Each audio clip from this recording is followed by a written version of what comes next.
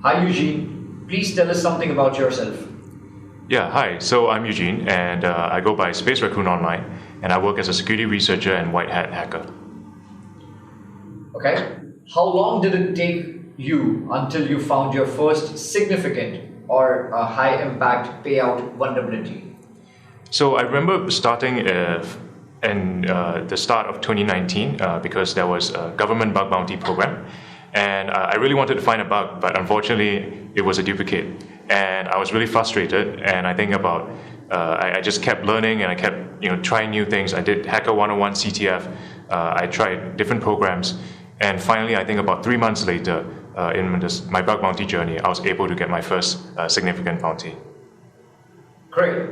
So, what has been your favorite, or let's say your most interesting bug find? Wow, I think everyone has their own favorite bug chains. There's so many, and some of them you can't discuss them publicly. The best bugs are always the ones that you can't talk about.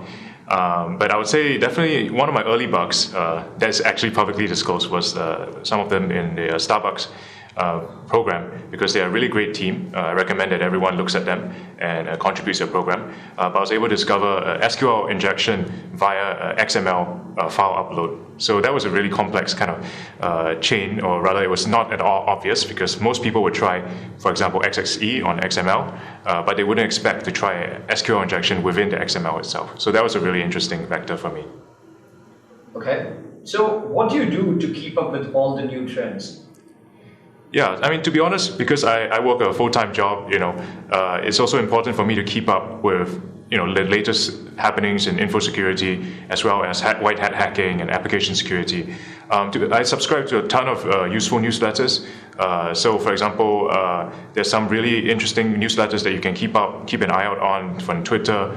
I know Clint from SemGrep R2 has a really great info security newsletter that just keeps me up to date on not just white hat hacking or bug bounty, but also blue team tools, new research, new programs. So it gives me a very broad idea of what's going on across the whole of info security.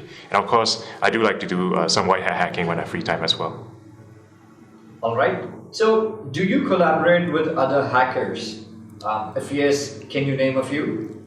Yeah, of course. I mean, in my very first year, I created a team with some of my friends from the bug bounty community.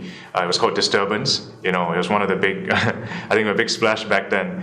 People like Stoke, Ryan Rader, Korbanek, Fisher. Some of these guys have gone on to become like Hall of Famers. They've become most valuable hackers.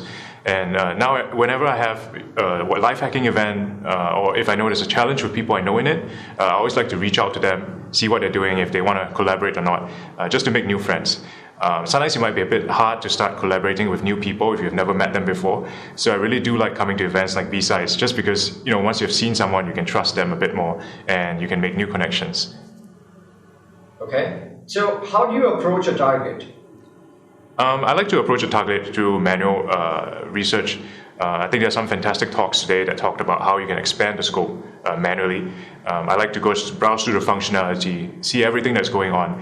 But these days, I also try to do a bit more reverse engineering, right? So I'm not just looking at servers, but I'm also looking at applications, native applications, mobile applications.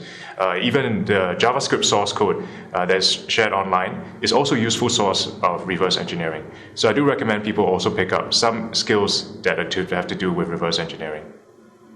All right. What is your Recon methodology?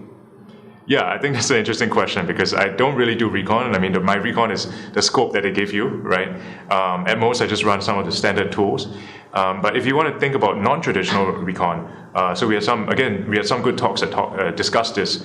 You can expand the scope of a single application just by looking at their source code, right? Whatever domains they have in there, secrets they have in there. You can also look at some of the API calls. So I like to look from a single scope, but then expand out from there, rather than trying to expand out and then go into a single scope. Okay. How do you balance your personal life and work? Yeah, I mean, I try to kind of keep my hacking in bursts of time. I don't hack every day. I don't hack every week. I tend to hack when there are new scope or new events coming out. when there's time for me to focus fully on one thing or another. And so I like to keep it in a regular, a proper schedule. I don't try to hack every day because that's a really great recipe to get burnout if it's not your main job, right? So I try to keep things at the appropriate time. Right. How has been your experience with BSides Ahmedabad? There's been so many fantastic talks at BSides, and also so many amazing people I've met at BSides. I really enjoyed just getting new ideas.